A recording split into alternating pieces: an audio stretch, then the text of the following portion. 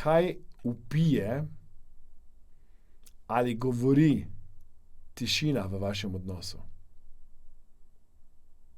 Coaching vprašanje danes je namenjeno predvsem temu, da ste pozorni ne na to, kar je izrečeno, temveč na to, kar ni izrečeno. Kaj vam govori to, kar ni izgovorjeno v vašem odnosu?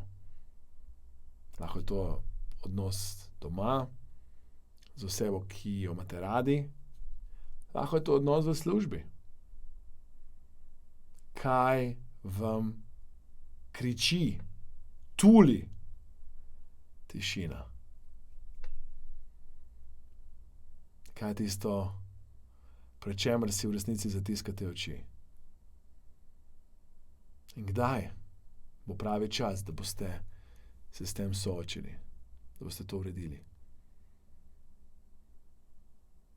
Da boste iskreno povedali, kaj govori tišina.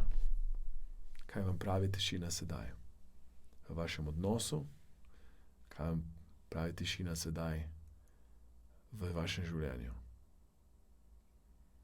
In ključna stvar pri tem je, da iščete pozitivne odgovore, vendar ste hkrati tudi realistični. In tukaj imamo več možnih scenarijev. En scenarij je takšen, kot ljudje vidijo neko stvar, ko ljudje vidijo neko priložnost, ko ljudje vidijo neko možnost, ko ljudje vidijo, da se da nekaj izboljšati, popraviti, da takrat ostanejo seveda optimistični in hkrati realisti. Obenem pa je pri nekaterih obupan pesimizem, ko nič ne verjamejo, ko se nič nikoli ne da narediti, ko nikoli ne bo možno se premakniti naprej. In zato je moja prošnja, moje vprašanje, moje povabilo to, da preverite, kaj je tista ena stvar, ki če jo danes naredite, ali da se greste z nekom iskreno pogovoriti in mu zaupate.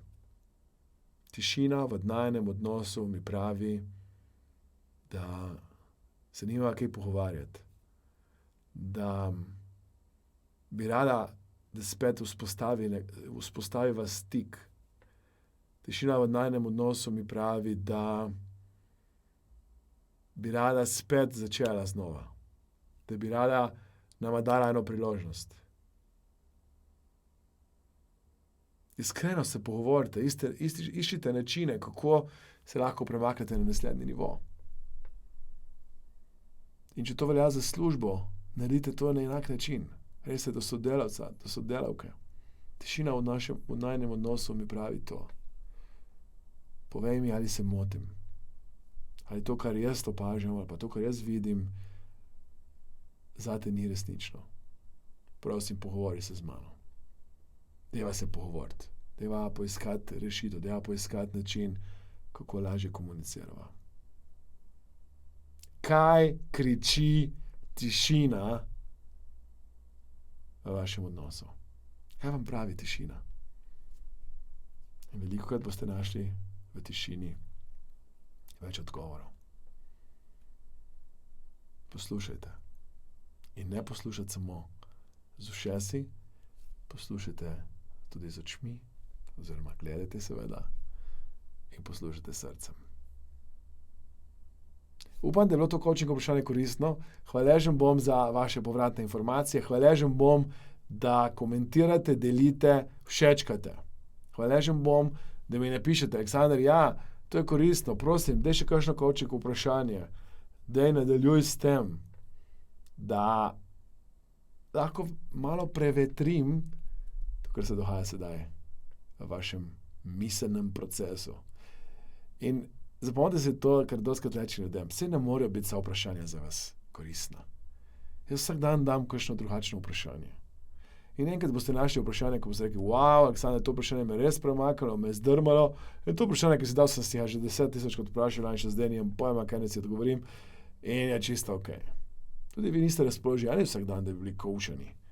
Ali pa je to področje tako malo mimo, si mislite, joj, kdo je ta raztrhan doktor, ki tukaj spet nekaj teži in govori, a nima bolj pametnega dela, kot da postavlja tako coaching vprašanja. In mi imamo v povprečju nekje okrog 1000 ogledov posamezne coaching vprašanja. Nekatera malo hoče malo več, nekatera hoče malo manj. Vendar, če ena oseba, ki gleda to coaching vprašanje, zaradi tega spremeni svoje vedenje, svoje življenje, mogoče se odloči za bolj zdravo življenje, mogoče se odloči za življenje, kjer ne bo toliko toksičnosti in toliko negativnih ljudi, mogoče se odloči za nek finančni, poslovni preboj. Če smo eni osebi z vsemi temi vprašanji, za pikico spremeni življenje na bolje, potem ima ta vprašanja vrednost. Potem so lahko ta vprašanja za nekoga koristna. Zato vas vabim, vas prosim, vas spodbujam. Kliknite na share, delite. Kliknite na like, všečkajte. In če je bilo vprašanje fajn, da se vas je dotaknilo, da je bilo koristno, da ste z njim nekaj tudi potem naredili, mi napišite komentarje. Jaz sem hvaležen in vesel. Ne uspem na vse maile odgovoriti.